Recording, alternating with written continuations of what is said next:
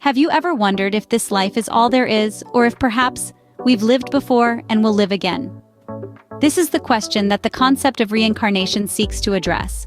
Reincarnation is the belief that our souls, our very essence, do not die with our bodies, but instead move on to inhabit new ones. It's the idea of life after death, but not in a spectral or ghostly sense. Rather, it's a fresh start, a new chapter, perhaps even in a completely new form. This concept is not new. It's an ancient belief that has been embraced by a multitude of cultures and religions across the globe. From the serene temples of Buddhism to the ancient scriptures of Hinduism, the idea of souls cycling through life after life has found a home. So, if you've ever felt like you've done something or been somewhere before, even though you know you haven't, you might just be experiencing a glimpse of a past life. The belief in reincarnation is older than you might think, and it's not limited to just one part of the world. Indeed, the concept of life, death, and rebirth has been a cornerstone of human thought and spirituality, tracing its roots back to ancient civilizations. Let's begin our journey in ancient Egypt, where the pharaohs were believed to reincarnate into the god Horus. This belief in eternal life was so profound that they built grand tombs, the pyramids, as a testament to their faith in life after death.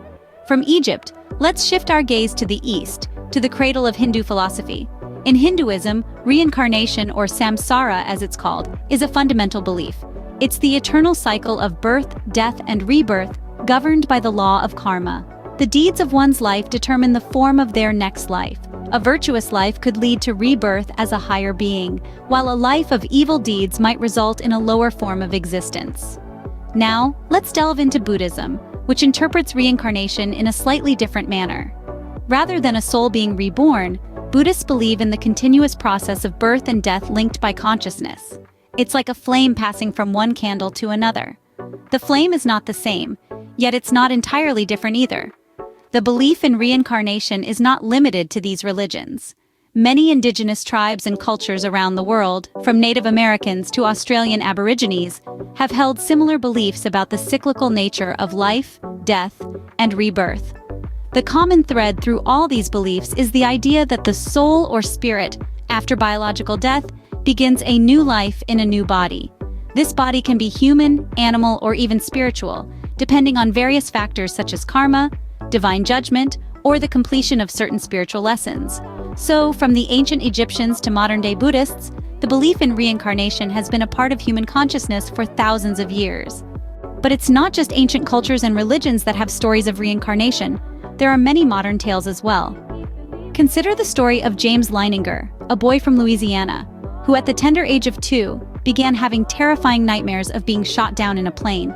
As he grew older, he started to share details of a life as a World War II fighter pilot named James Houston, who was indeed shot down over the Pacific. His parents, initially skeptical, were astounded as James correctly identified obscure aviation facts and specific details about Houston's life, information they confirmed through historical research. Now let's journey to India, where we meet Shanti Devi. In the 1930s, Shanti, a 4-year-old girl, claimed to remember a past life in Mathura, a city she had never visited. She spoke of a husband and children, and even remembered her death during childbirth. Astonishingly, when researchers investigated, they discovered a man in Mathura who had lost his wife Luji in childbirth. Luji's family verified many of Shanti's claims, leaving many to believe that Shanti Devi was indeed the reincarnation of Luji. And it's not just individuals recalling past lives. There's a whole field of research dedicated to studying such cases. Dr. Ian Stevenson, a psychiatrist from the University of Virginia, spent more than 4 decades documenting children's memories of previous lives. His work, while controversial, is considered some of the most comprehensive in the field, featuring over 3,000 cases from around the world. These stories, while compelling, are not without their skeptics.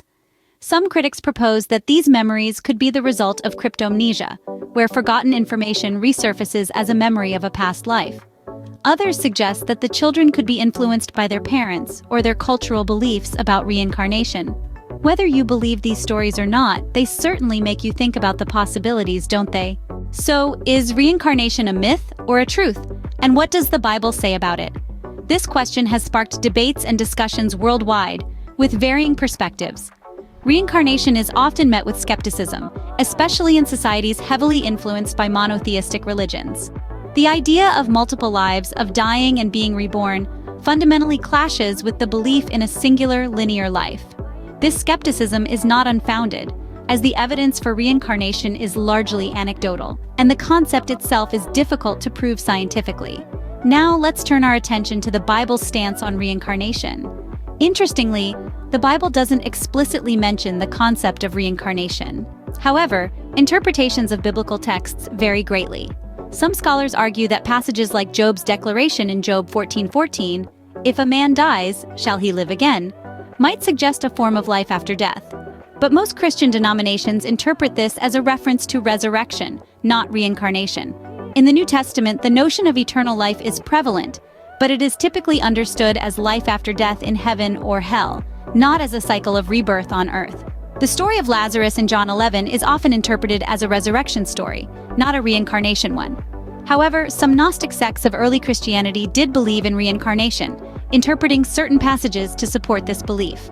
For instance, in Matthew 17:10-13, disciples ask Jesus why the scribes say that Elijah must come first, and Jesus responds, "Elijah has already come, and they did not recognize him."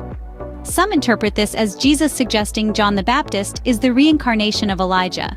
Still, mainstream Christianity generally dismisses the concept of reincarnation, emphasizing instead the belief in resurrection and eternal life. So, whether you believe in reincarnation or not, it's a concept that has fascinated humans for thousands of years, and it's likely to continue to do so. So, what have we learned about reincarnation today? It's a compelling concept rooted in ancient traditions, suggesting our souls live multiple lives across time.